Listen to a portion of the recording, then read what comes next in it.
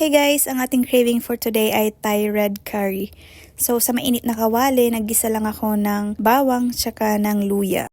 Saka ako nilagyan ng 2 tablespoon ng curry paste. Ito yung gamit ko, Blue Dragon na nabili ko lang sa Walmart. At halu-haluin lang natin siya, tapos pwede na natin ilagay yung breast chicken.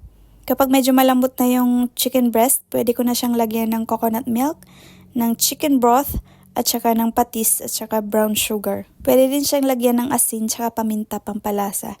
Tsaka tatakpan lang natin siya, papalambutin, tsaka lalagyan natin ng lemon. Tsaka ako na nilagay yung bell pepper, pumpkin, green beans at saka ng pechay. Pwede kang magdagdag ng kahit anong gusto mong gulay, pero kasi sa akin ito lang yung meron ako dito sa amin. So ayan, ito yung version ko ng Thai red curry. Kainin ko siya with rice. So thanks guys for watching. See ya. Bye.